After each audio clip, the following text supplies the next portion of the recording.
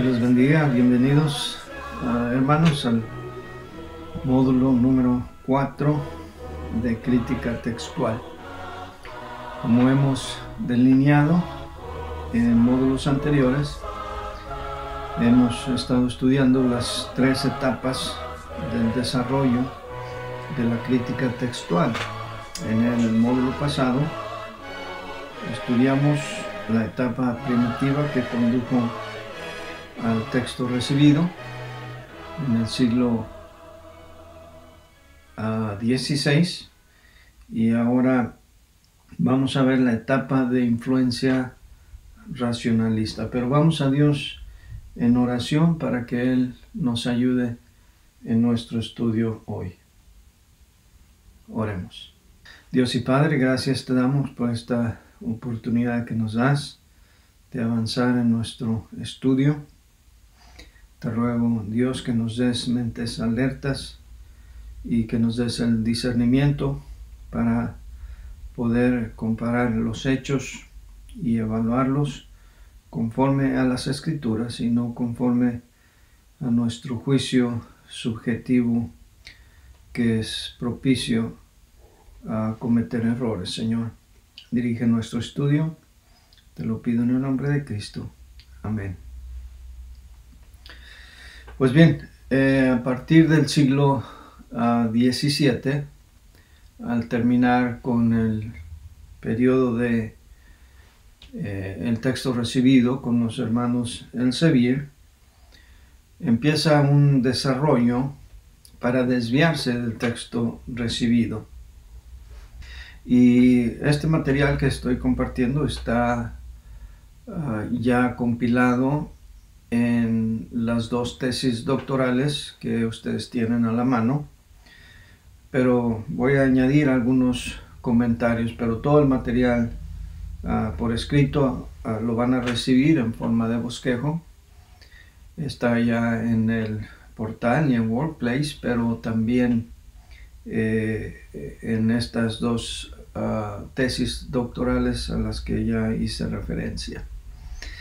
Pues bien, el primero de ellos, digno de mencionar en este periodo de influencia racionalista, es Brian Walton. Brian Walton llegó a ser el obispo de Chester y publicó la Políglota de Londres en 1657, en la que en el 5º pliego incluyó la edición de Stephanus de 1550. Publicó ahí también la Peshitta siriaca, la Vulgata latina, la etíope y la arábiga, y solamente los evangelios de la edición o la versión persa. Incluyó en su aparato crítico, y recuerde que cuando hablamos de aparato crítico, hablamos de las posibles divergencias o lecturas posibles halladas en diferentes manuscritos que se ponen al pie de la página. Eso se le llama aparato crítico. Él incluyó en su aparato crítico lecturas coleccionadas por el arzobispo Ussher. Y entre otras, estas lecturas incluyeron variantes del Códice A, Esteban, como lo pone, o Estefanos, como lo pone Scriven, especialmente una colección de 16 autoridades, de las cuales todas menos 3 nunca habían sido usadas antes. Entonces aquí empezamos a ver introducción de manuscritos que no reflejan la naturaleza del texto tradicional o el texto recibido. Después de él viene Juan o John Fell. Él publicó su Nuevo Testamento en Ámsterdam por un curselao antes de la del doctor Juan Fell de 1675. Casi no se menciona en la crítica textual porque sus fuentes no son citadas y tienen una tendencia sociniana. El socianismo, como ustedes saben, es la doctrina que enseña que el Espíritu Santo no es una persona. y en la obra de este Juan Fel se podía notar esta tendencia sociniana. Aunque Fel utilizó el texto de los Elsevier y variantes de unos 100 manuscritos, él no apreció los escritos patrísticos por su valor. El mérito de su obra, sin embargo, estriba en que su obra se consideraba o considerada la madre de lo que Scribner llama una de las obras más nobles en todo el rango de la literatura bíblica, el Nuevo Testamento de Juan Mill. Y así llegamos entonces precisamente a este personaje, Juan Mill. Juan Mill invirtió labor y fondos durante 30 años en la preparación de un Nuevo Testamento que superó al de Esteban, debido a que además de su invaluable prólogo, añadió unas 30,000 lecturas variantes. Scribner encomió las palabras de la obra de Mill.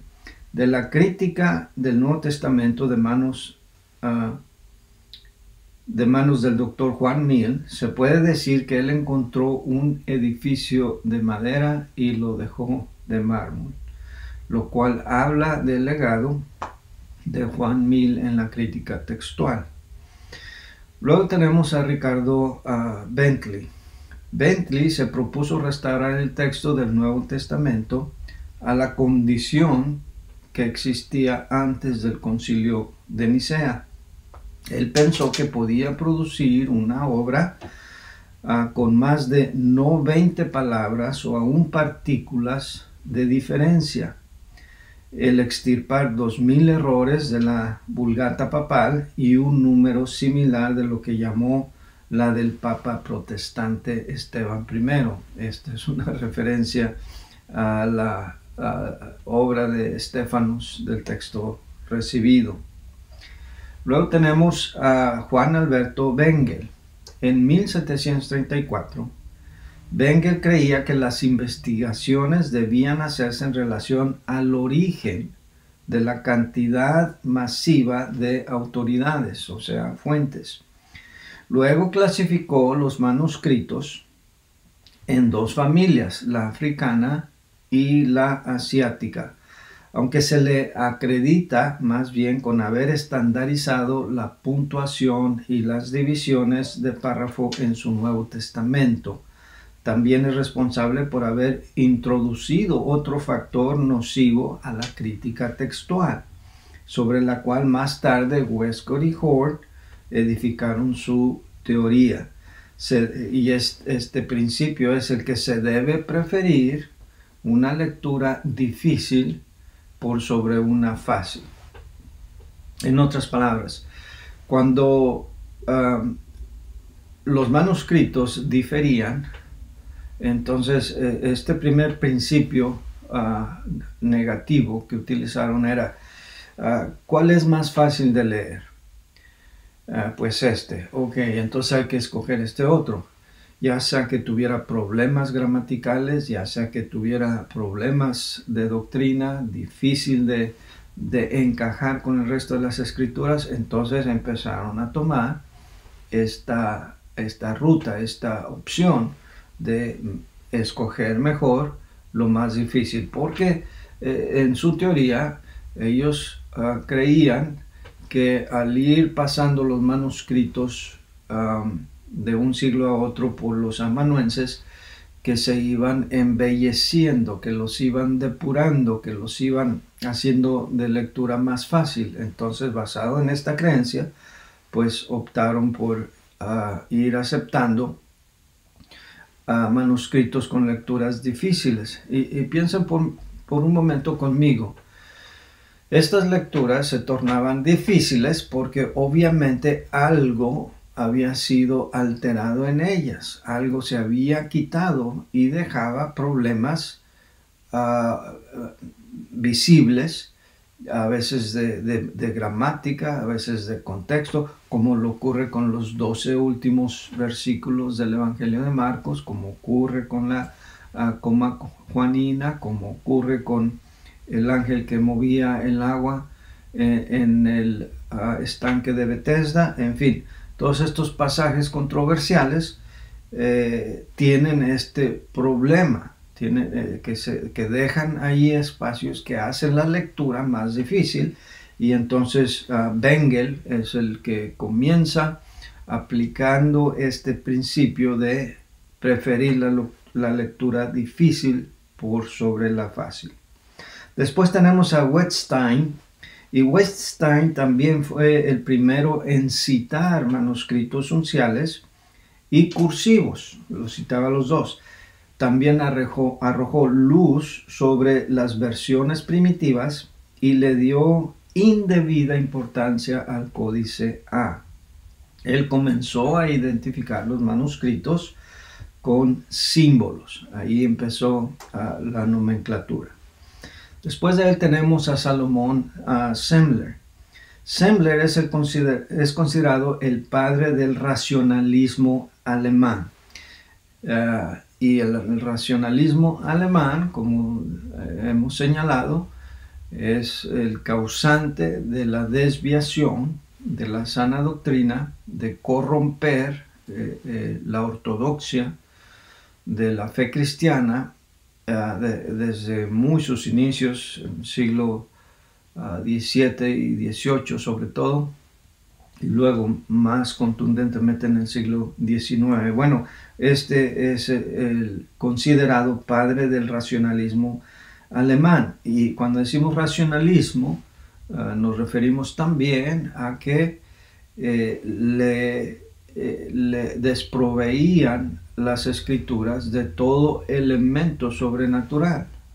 No lo consideraban que fuera las escrituras inspiradas por Dios, que todo era obra humana, y utilizaban los razonamientos humanos para definir muchas cosas, tanto de la crítica alta, que es la encargada de determinar la autoría, la fecha de los libros de la Biblia, de la palabra de Dios, como ya explicamos anteriormente, pero también de la crítica baja, que es la crítica textual, que es lo que estamos estudiando. Semler combinó los principios de Wettstein y Bengel para establecer el cimiento de la teoría de la genealogía de Griesbach. Y luego, por supuesto, llegamos a Griesbach, Juan Santiago Griesbach, un personaje muy influyente y determinante en la historia de la crítica textual. Griesbach, como señalamos anteriormente, es el responsable de clasificar los manuscritos por familias: la occidental, la alejandrina y la bizantina. El texto que él produjo, que se alejó del texto recibido, desarrolló el método de Bengel y Wettstein, y basado en 15 cánones de crítica textual, cánones o principios de crítica textual, echó los cimientos para el texto crítico que luego vinieron a perfeccionar Westcott y Hort. Sus ediciones aparecieron desde 1774 hasta 1807. Su edición pequeña se publicó en Leipzig en 1805. Y a pesar de ser uno de los pioneros del texto crítico, Scribner siguió el texto bizantino, como él llamaba al texto recibido, cuando el occidental y el alejandrino diferían entre sí. Eso siguiendo el otro principio, el otro canon que ellos definieron también, de cuando varios manuscritos difieren entre sí, pues seguir lo que dice la mayoría. Y entonces, por esa razón, en algunas ocasiones él se inclinaba por el texto bizantino. Luego tenemos a Agustín Scholz. Scholz añadió materiales a la cantidad enorme acumulada previamente antes que él, pero con muchos errores. redujo las tres familias de Griesbach a dos, como ya señalamos en la tabla del módulo anterior. Y su contribución consistió principalmente en 616 manuscritos cursivos que pudieron usar los eruditos después de él. Después de él viene Karl Lachmann, o Carlos Lachmann, alemán.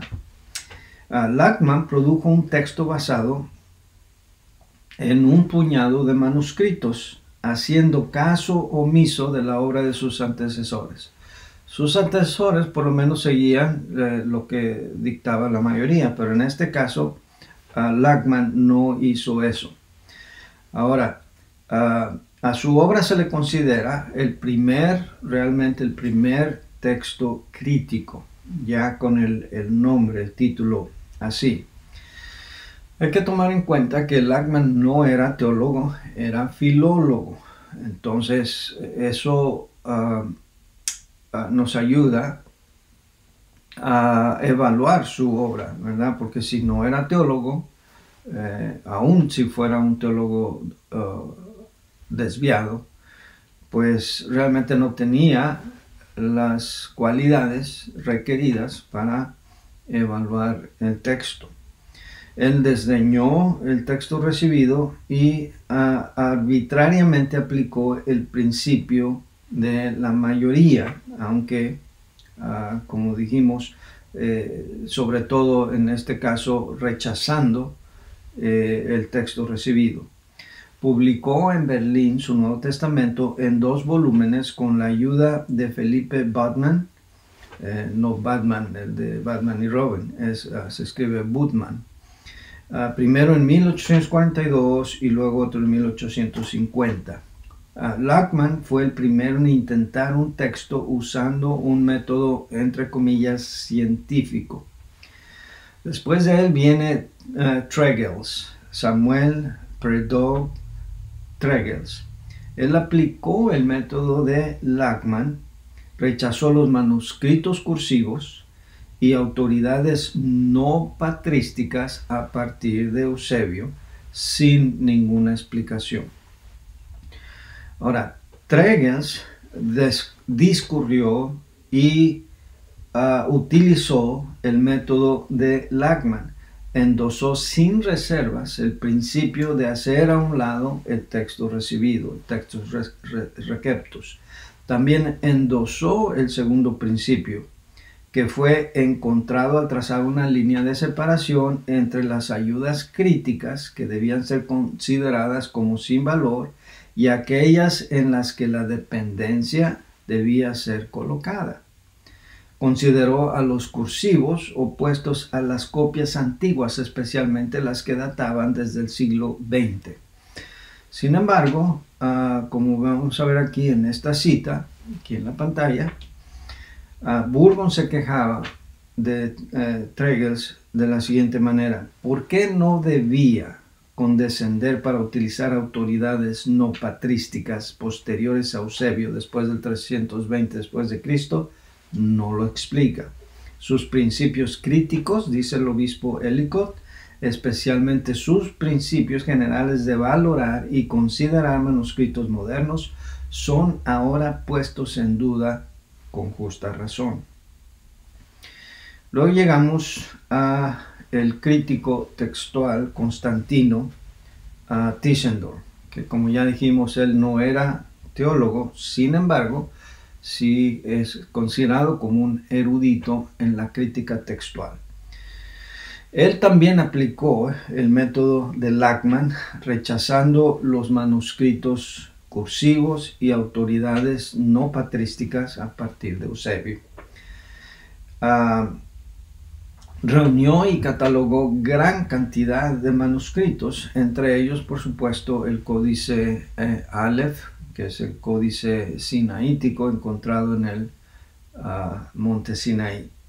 Él publicó o hizo 8 ediciones de su Nuevo Testamento en griego, y solamente la 7ª edición difirió de su tercera, según Miller, en no menos de 1296 veces. Piensa en eso.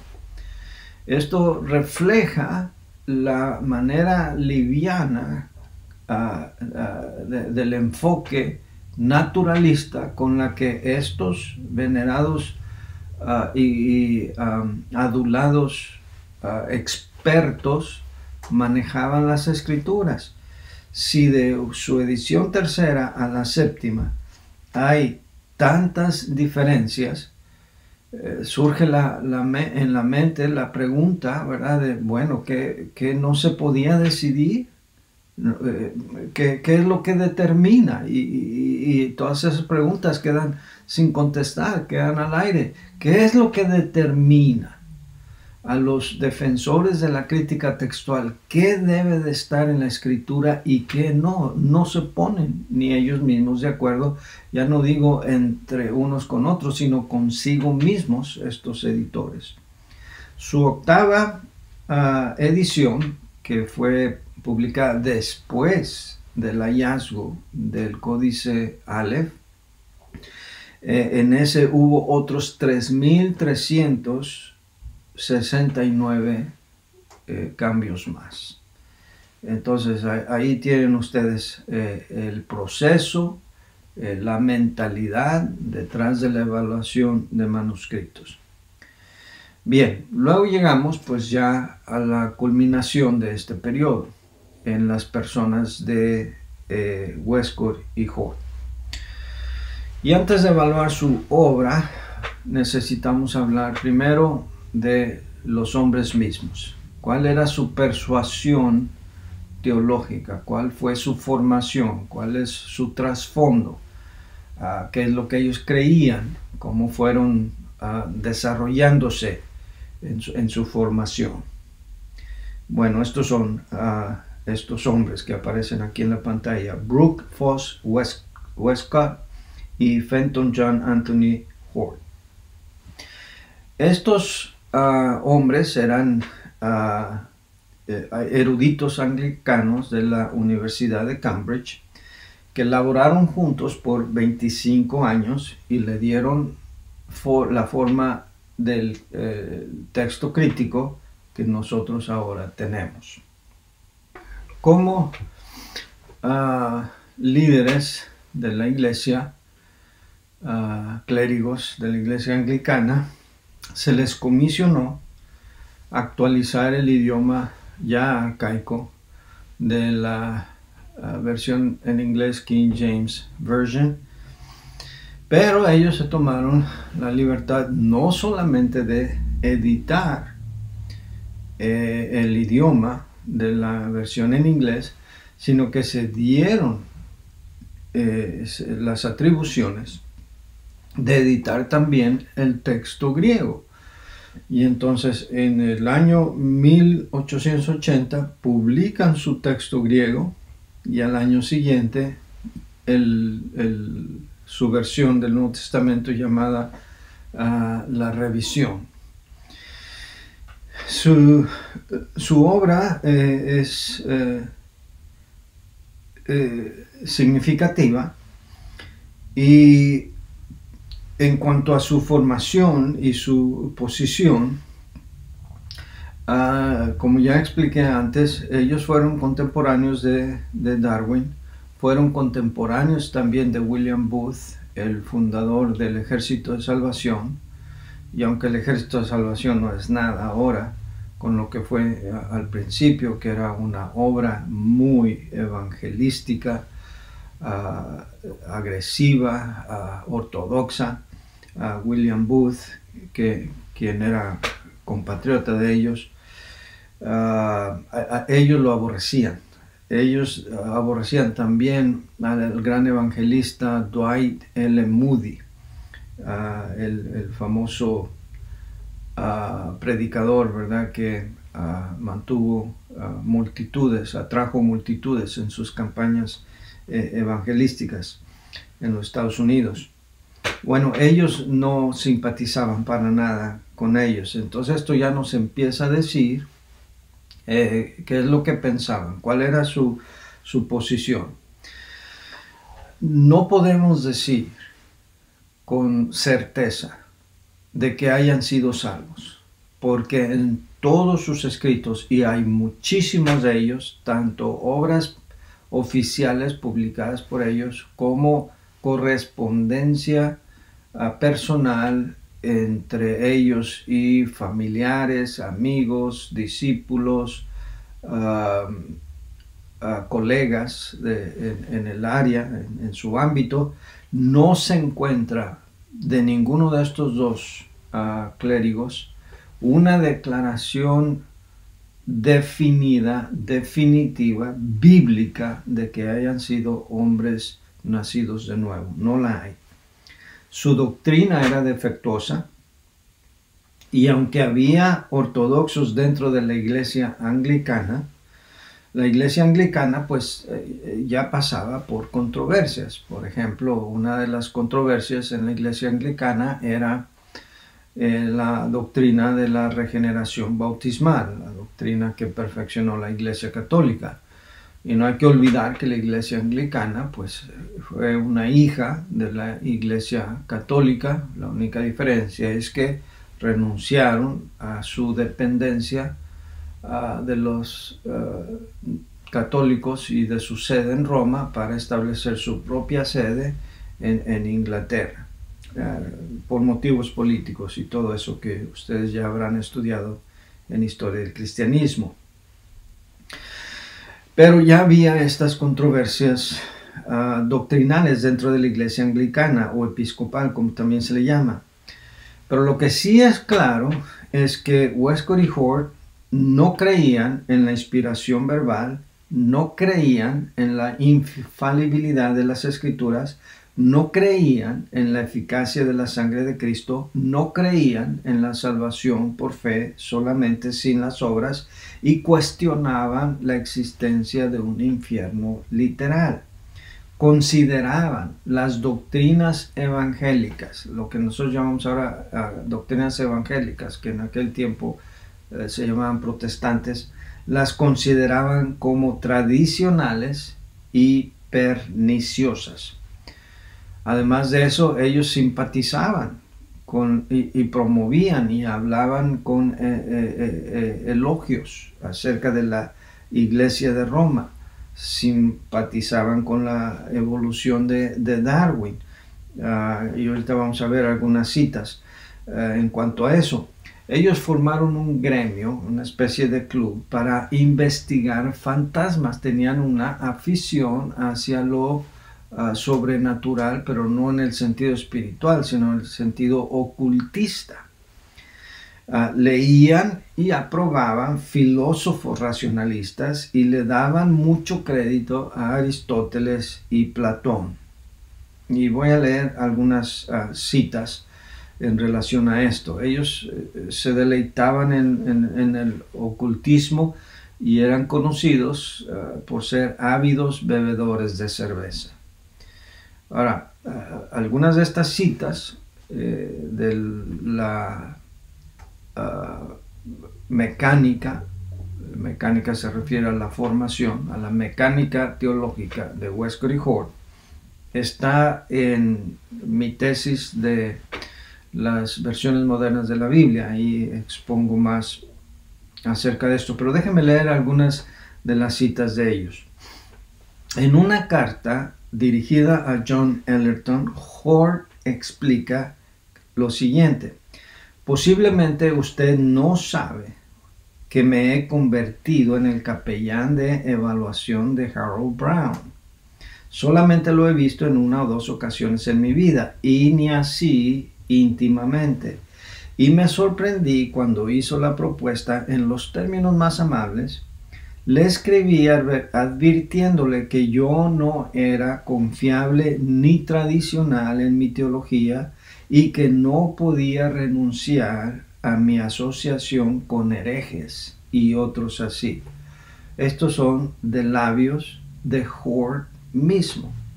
En una carta con fecha del 21 de octubre de 1858, Hort explica: además, estoy de acuerdo con ellos en condenar muchas de las doctrinas específicas de la teología popular, como que contienen, cuando mínimo, mucha superstición e inmoralidad de la clase más perniciosa. Las doctrinas positivas, hasta de los evangélicos, me parecen a mí tan pervertidas en vez de no verdaderas. Ay, me temo, aún diferencias más graves entre nosotros sobre el tema de la autoridad, en especial la autoridad de la Biblia. Son citas tomadas de ellos mismos. No es que alguien los está acusando en una forma insidiosa, en una forma escondida, maliciosa, torciendo lo que ellos escribieron. Aquí está, directamente de lo que ellos escribieron. Ahora, en 1860, en una carta a Hort, Westcott revela su rechazo a la doctrina de la infalibilidad de la siguiente manera: yo también debo negar el establecimiento de la infalibilidad al frente de mis convicciones.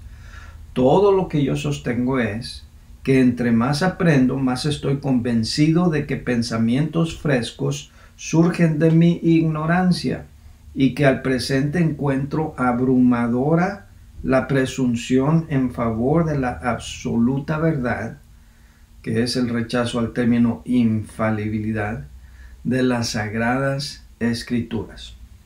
Y todas estas citas tienen su respectiva referencia como a las fuentes de donde son tomadas, las cuales ustedes pueden verificar.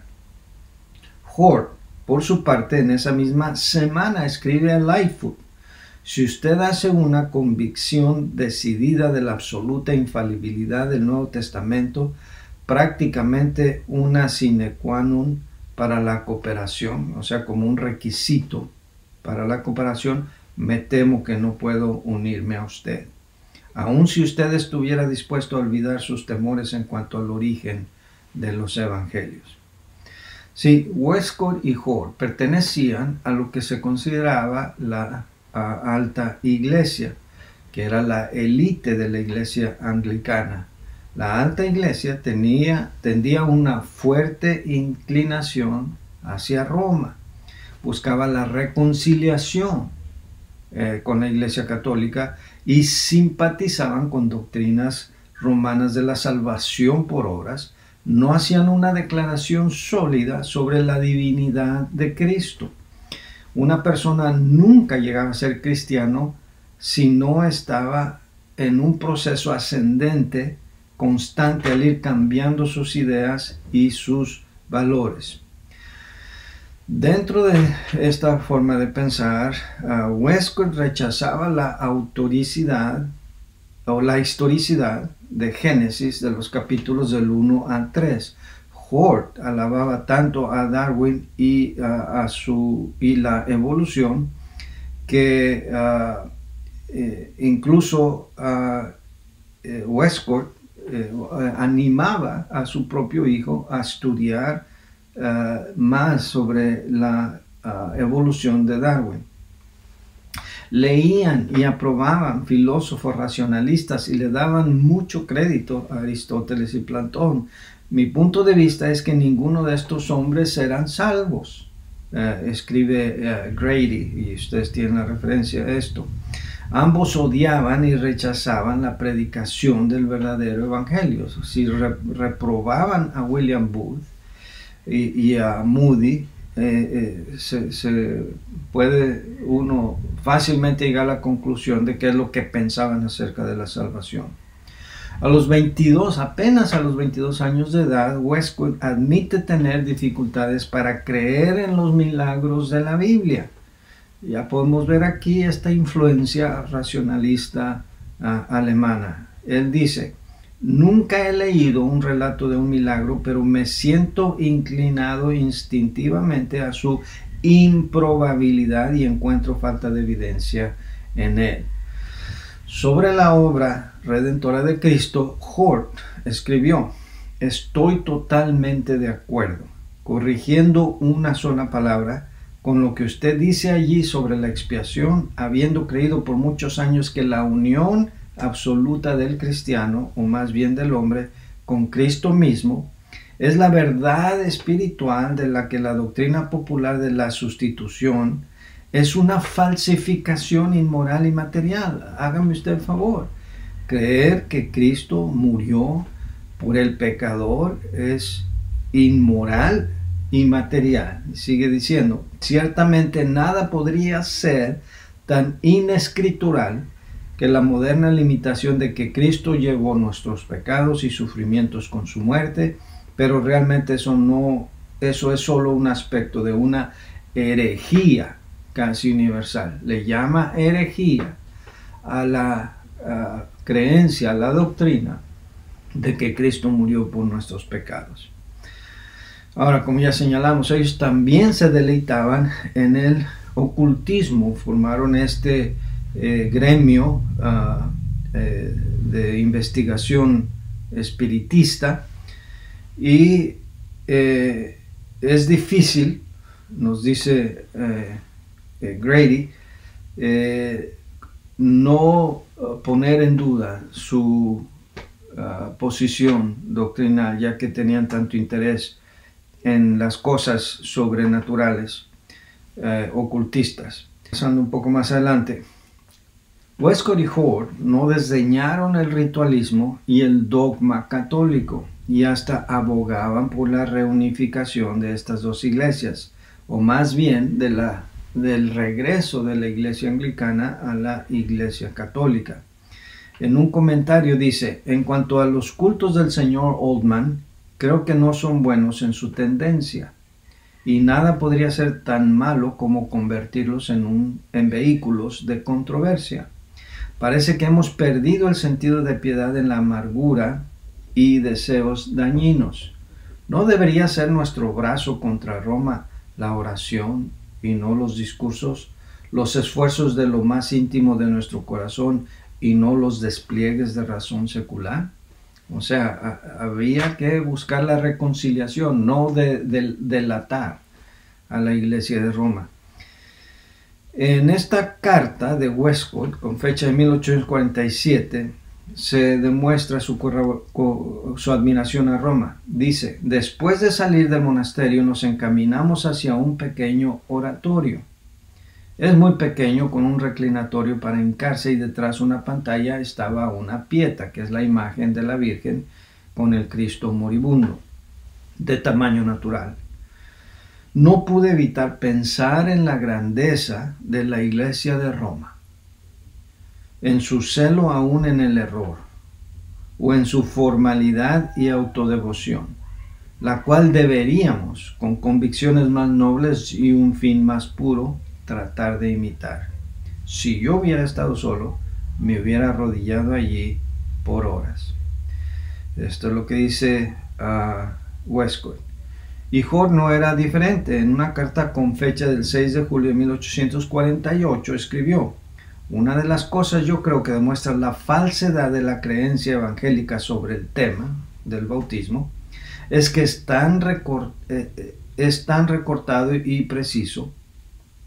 Ninguna verdad espiritual profunda de la razón es así armoniosa, lógica y sistemáticamente.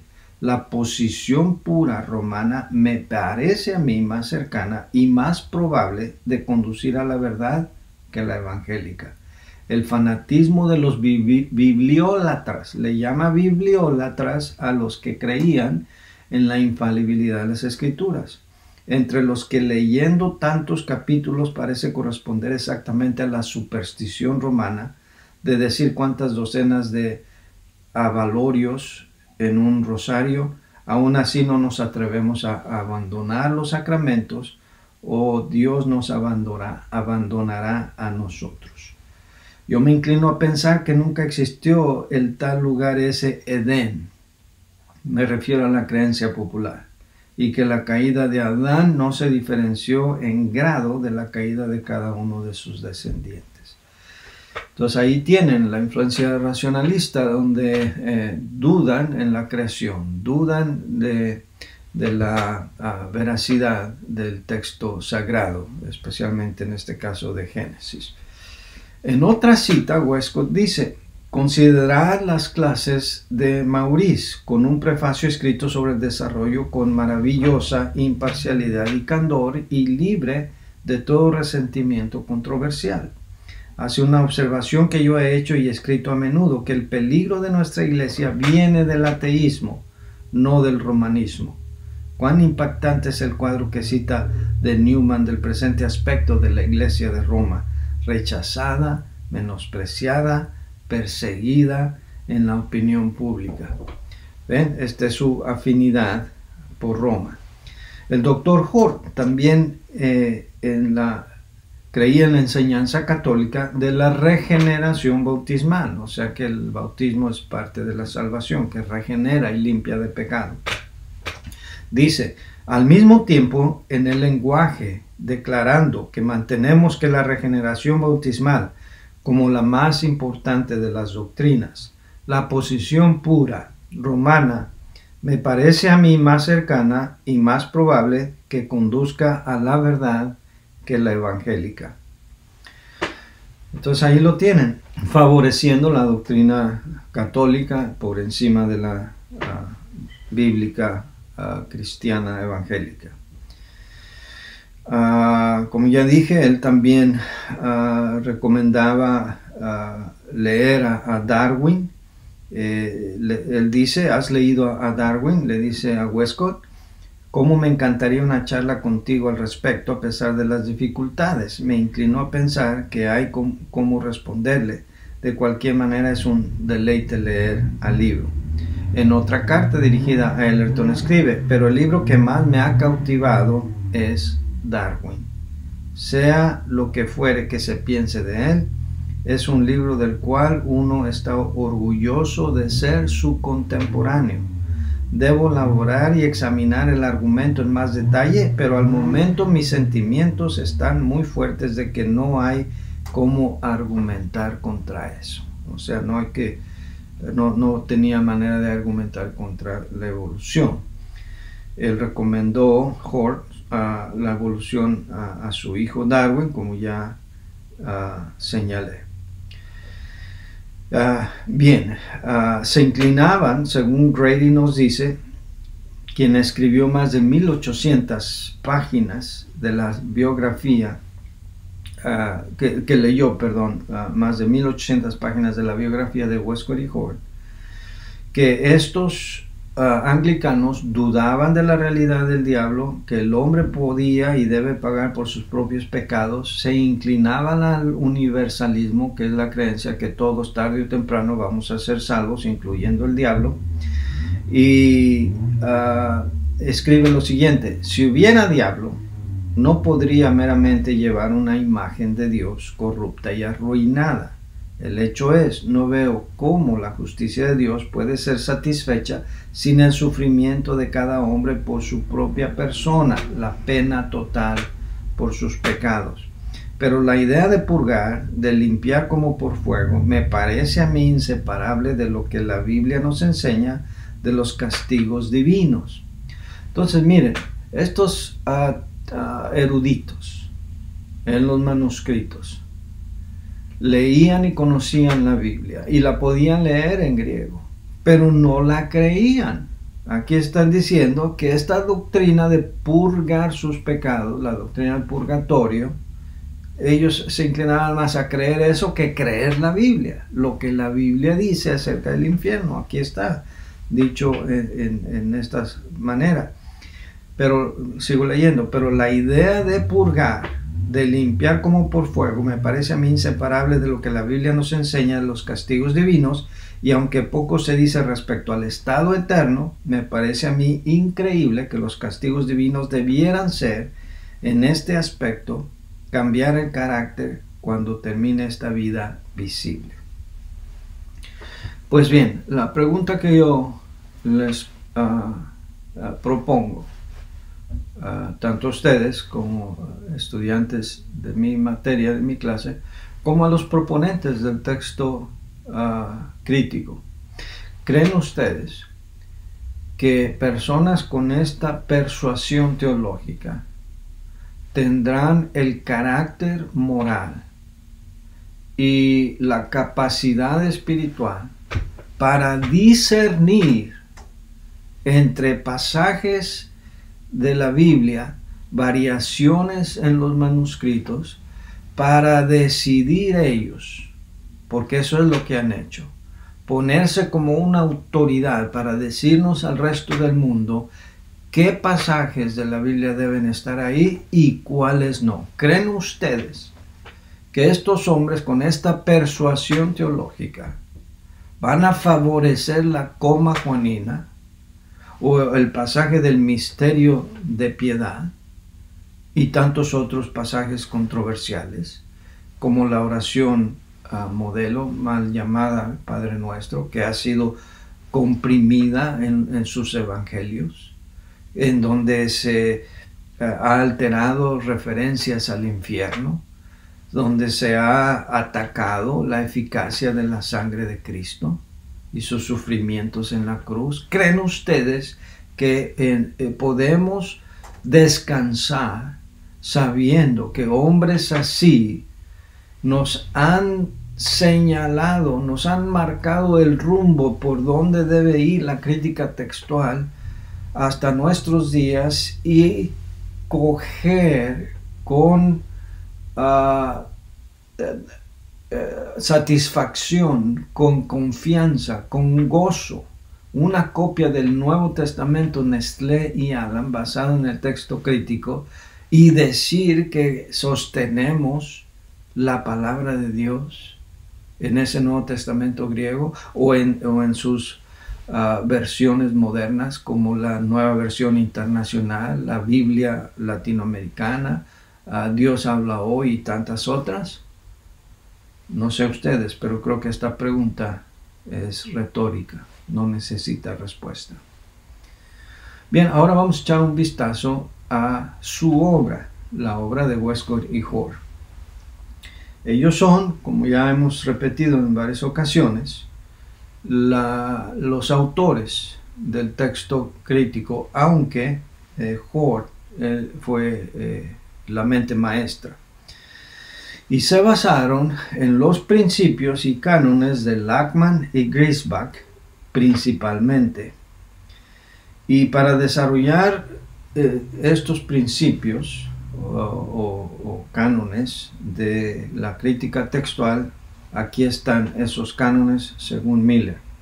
Número 1, evidencia interna. Dice el Dr. Hort, ¿cómo se determina el valor y carácter? Al hablar de carácter se refiere a su valía, a su confiabilidad, a su fidelidad a los manuscritos originales o al texto sagrado, a la autógrafa, aunque no la tenemos. El Dr. Hort sugiere el principio de el conocimiento de los documentos debe preceder los fallos finales de las lecturas. Y suena bien. El conocimiento de los documentos debe preceder los fallos finales de las lecturas. O sea, lo que quiere decir es, hay que conocer bien estos documentos antes de dar un fallo. Y más adelante explica que dicho carácter depende de dos cosas. Número 1, su fecha de esos documentos. Y segundo, de la pureza o corrupción de su texto. Y como dije, todo esto suena muy bien, pero están estos críticos, estos eruditos, en una posición para decirnos a nosotros lo que es puro y lo que no es, con su ya mente contaminada de herejía y de inclinación a la doctrina católica. Y por otro lado, ¿cómo vamos a conocer esos documentos? Y cuando ellos se refieren a conocer, quiere decir familiarizarse con ellos y enamorarse de ellos, porque eso es exactamente lo que ellos hicieron. Una vez ellos enamorados de los unciales, especialmente el Sinaítico y el Vaticano, en preferencia de todos los demás, ellos ya dictaminaron independientemente de la fidelidad de ellos a los textos originales, independientemente de ellos por su propio juicio, por su propia iniciativa, y ellos ya dictaminaron que esos son buenos manuscritos. Pero mire cómo aplican ellos este principio. Continuando ahora con la evaluación de las consideraciones generales que se presentan, encontramos poco énfasis en tal evidencia interna como la basada en claros hechos o en sano juicio, y demasiado en la clasificación de documentos que descansan exclusivamente en la opinión individual. Esto lo escribe Scribner. Okay, esta es su opinión de ellos. Y miren las mismas declaraciones de Westcott y Hort. Dice, cuando el códice B mantiene con cualquiera de los otros manuscritos que no sea Aleph, su lectura casi siempre tiene un timbre de autenticidad. Y aun cuando B queda bastante solo, su lectura nunca debe ser rechazada a la ligera. Y ven ustedes esto de del timbre de autenticidad. ¿Dónde está lo científico en eso? Un timbre de autenticidad quiere decir que a ti te da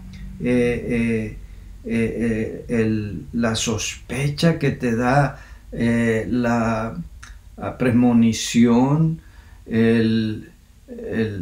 la inclinación, la sugerencia, el indicio de que probablemente este manuscrito es mejor que este otro. ¿Cuál es ese timbre de autenticidad? ¿Cómo se determina? ¿Dónde está lo científico en eso? Esta es y esa preferencia, adulación por el Códice Vaticano. Y dice, y aun cuando todos los demás estuvieran unos de acuerdo unos con otros, nunca hay que rechazar el Códice B. ¿Por qué? ¿En base a qué? En base a su preferencia personal hacia ese códice. El doctor Scribner, en su una introducción llana, demuestra en gran detalle los peligros y las falacias del principio de la evidencia interna, y él derrumba cada uno de los pilares sobre el que se erige este edificio peligrosamente. Es demasiado extenso para citarlo aquí, pero cuando ustedes tengan la oportunidad, hagan una investigación a eso. Este es el primer principio, el principio de la evidencia interna. Pero una vez más, cuando ya la lupa con la que se examina está defectuosa, está empañada y está sucia, ¿quién va a poder determinar qué tan fidedigna es la evidencia interna? Ciertamente no estos eruditos. El otro principio es de la genealogía, y ya hablamos del mito de esta supuesta familia. Esta es una artimaña ingeniosa de los doctores Westcott y Hort para hacer a un lado el texto recibido, para exaltar sus manuscritos antiguos y más confiables, especialmente Aleph y B. La imposibilidad de implementar tal principio, tanto en teoría como en práctica, ya ha sido señalada por Pickering y Caldwell. Él lo cita de la siguiente manera: que Westcott y Hort no aplicaron este método a los manuscritos del Nuevo Testamento es obvio. ¿Dónde están las gráficas que comiencen con la mayoría de los manuscritos tardíos y salten hacia atrás a través de los menoscabo de generaciones de ancestros hasta los textos supuestos neutrales y occidentales? La respuesta es que no se encuentran por ningún lado. Eche un vistazo al primer diagrama y verá que A, B y C, etc. Y ellos se refieren aquí a un diagrama donde ellos dicen: todo manuscrito, aunque sea tardío, porque dicen, no, los cursivos los menosprecian porque son tardíos. Pickering establece esta teoría y es muy válida. Dice, no hay hijos huérfanos. Aun si un manuscrito aparece tardíamente, tuvo que haber sido copiado de algo, de alguien más, de otro manuscrito. Y ese de otro, y ese de otro, y ese de otro. Entonces, ¿de dónde aparecieron pasajes claves como los que hemos venido haciendo referencia, al misterio de piedad, la coma juanina y otros? Entonces, lo que dice Pickering es que ni Westcott ni Hall pueden hacer una línea genealógica donde puedan trazar esas supuestas familias de textos a las que ellos hacen referencia. Luego, el otro canon que determina el rumbo a seguir en cuanto a escoger un manuscrito sobre otro es la nulidad de valía del texto sirio. El texto sirio es otro término para referirse al texto bizantino y por ende al texto recibido. Entonces fíjense cómo ellos mismos ya se han erigido a sí mismos como jueces y ya ellos han dado un fallo respecto a esta familia, si se le puede llamar familia de textos, el texto recibido, llamándole que son inútiles, no tienen ningún valor. Entonces, ¿qué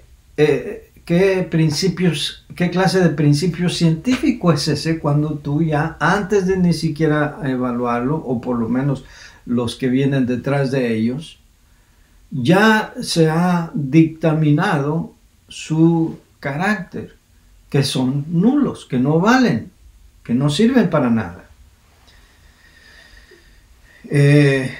Mire cómo Van Bruggen es citado por Surret. Dice, el texto se remonta a una revisión del texto griego en el siglo IV, probablemente bajo la dirección de Luciano de Antioquía. En base a fundamentos externos, este texto se puede catalogar como tardío. No se encuentra en los antiguos mayúsculos y no es seguido por los padres de la Iglesia antes de Nicea en las citas del Nuevo Testamento, cosa que ya hemos visto que no es cierto. En base a fundamentos internos, este texto se puede catalogar como secundario por su naturaleza inclusiva, o sea, lecturas confladas, o sea, recompiladas de diferentes fuentes, y por su tendencia a armonizar y asimilar, lo cual conduce a un texto completo y lúcido. O sea, hay que rechazar eso. Estas son las razones por las que ellos rechazaban el texto tradicional. Y una vez más, ¿verdad?, podemos ver que la escuela opositora protesta con evidencia razonable tanto en contra de la invención de esta supuesta recensión luciánica, como ellos le llaman, y los fundamentos sobre los que es hecha a un lado con tanto desdén. Burgon, con suma erudición, demuestra más allá de toda duda que las versiones, los padres de la Iglesia, los leccionarios dan testimonio de la autenticidad del texto tradicional. Y al respecto, Miller dice, el texto de los cursivos incuestionablemente disfruta del apoyo con mucho del mayor número entre ellos y también de los unciales y de las versiones y de los padres.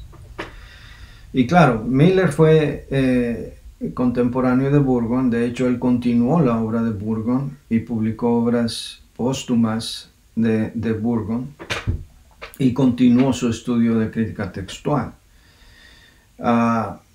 Pero Burgon, en su libro La revisión revisada, o sea, en su libro donde él expone los defectos de la crítica textual de Westcott y Hall, allí en ese libro, y hay muchas citas que podemos dar, pero allí en ese libro están todas las evidencias y las citas respecto a esto que estamos diciendo, de que los padres antes de Nicea, antinicenos, que no citaron nunca esos pasajes controversiales que aparecen en los supuestos manuscritos tardíos, cosa que no es cierto. Pickering resume el hecho obvio de que no hay hijos huérfanos en las familias, como acabo de señalar. Y él dice: la edad de un manuscrito no debe ser confundida con la edad del texto que representa. Toda copia, por definición, contiene un texto que es más antiguo que sí mismo. En las palabras de Burgon mismo, representa un manuscrito o un pedigrí de manuscritos más antiguos que sí mismo, y no es sino justo suponer que ejerce tal representación con tolerable precisión. Además, un manuscrito tardío puede reflejar más fidedignamente el ancestro común que su primo anterior, como lo ilustran los códices Pi. Pi es del siglo XIX y A es del siglo V. Y hermanos, algo que no estoy seguro que he enfatizado es el hecho de que la razón de que estos manuscritos unciales han sido conservados es que fueron dejados fuera de uso. ¿Por qué? Porque cuando pasaba por manos ortodoxas, los amanuenses podían detectar que no tenían el sabor, o como, para usar la terminología de ellos, el timbre de autenticidad. Y por eso se conservaron, mientras que los manuscritos que sí traían la tradición del texto verdadero, por el hecho de haber sido manejados y pasados de mano a mano, terminaron desvaneciéndose, gastándose por el uso. Sigo leyendo a Pickering. Silva Lake hizo un estudio de estos y otros manuscritos relacionados y concluyó que tenían un ancestro común, quizás del siglo IV, y que el texto Pi se asemejaba más al texto de A. En efecto, por tanto, Pi contiene un texto del siglo IV, a pesar de que el pergamino es del siglo XIX, y puede ser que se pueda declarar con mayor justicia que un manuscrito bizantino primitivo. Además de las alusiones a esta declaración, consideren lo siguiente. Y antes que nada, el lector tiene la necesidad de ser puesto al tanto con referencia, y esta es una cita de Burgon, a la clase de evidencia mencionada primero, que la mayoría de nuestras copias existentes, las escrituras del Nuevo Testamento, son de fecha reciente comparativamente hablando y varían desde el siglo X hasta el siglo XIV de nuestra era, que estas son en cada instancia copias de manuscritos aún más antiguos, es evidente por sí mismo, y que en general representan fielmente los sagrados autógrafa mismos. Ninguna persona razonable lo duda. Aún más, es incuestionable que ellos son así separados por cerca de 1000 años de sus arquetipos inspirados. En honor a la verdad, la seguridad de la que disfruta el texto del Nuevo Testamento es toda única y extraordinaria. Y una vez más, la razón de pesar, porque la teoría de ellos es, aunque el texto recibido tiene más testigos que el texto crítico en una tasa de 10-1, ellos rechazan la mayoría y su clamor ha sido: no necesitamos contar los testigos, necesitamos pesarlos. El peso más que el número es lo que se debe dar consideración. Pero como comentamos aquí, la razón de que ellos prefieren pesar que contar la evidencia es por el hecho embarazoso de que la evidencia de apoyo a la que aducen Westcott y Hort es superada de 10-1 como fue establecido anteriormente. Burgon y sus aliados no estaban en contra de pesar, pero sí abogaron por pesar y contar. Y el otro principio y último de estos cánones o principios científicos supuestos de la crítica textual es la exaltación de los 5 unciales. Y una vez más, ya se determinaron, ya decidieron qué van a hacer con el texto sirio. O sea, es inútil, es nulo, no tiene valor, pero en cambio ahora sí hay que exaltar los 5 unciales.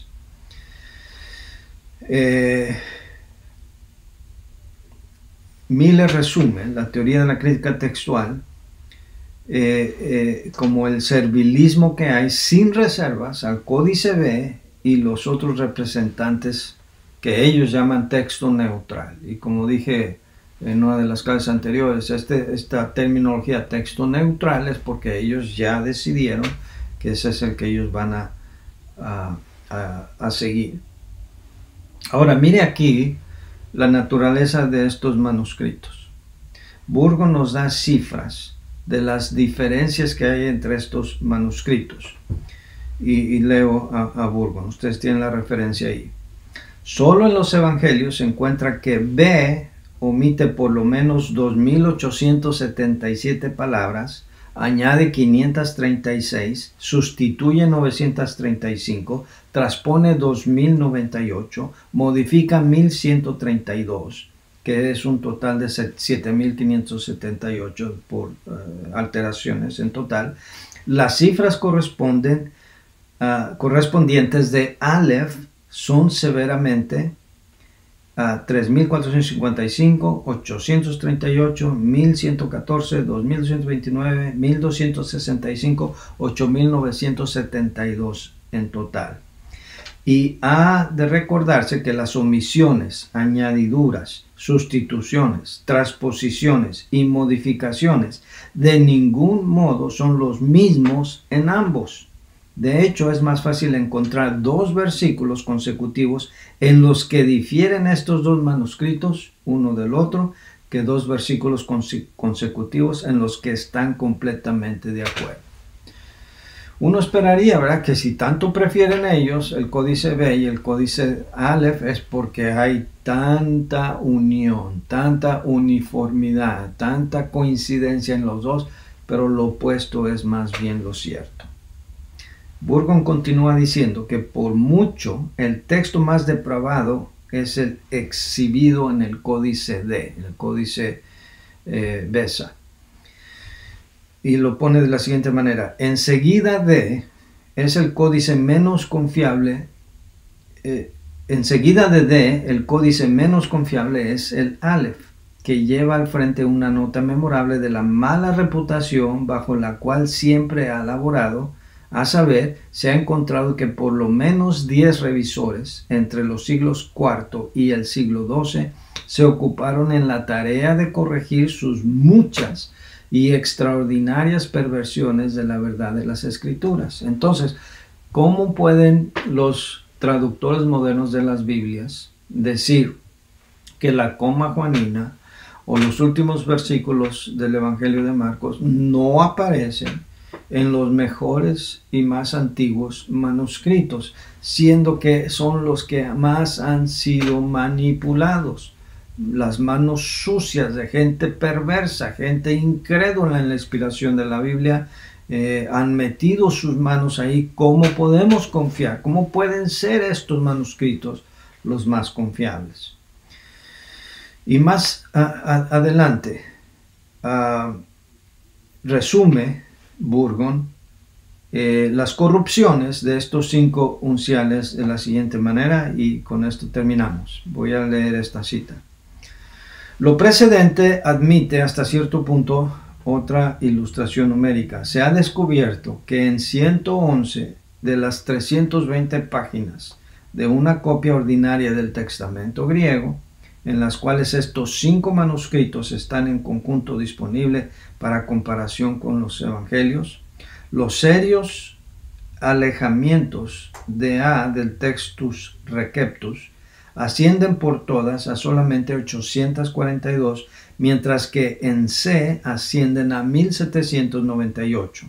en B a 2370, en Aleph a 3392, en D a 4667. La lectura distintiva de A dentro de los mismos límites son 133. Las distintivas a C, o sea que no aparecen en ninguna otra, son 170. Pero las de B ascienden a 197, mientras que Aleph exhibe 443.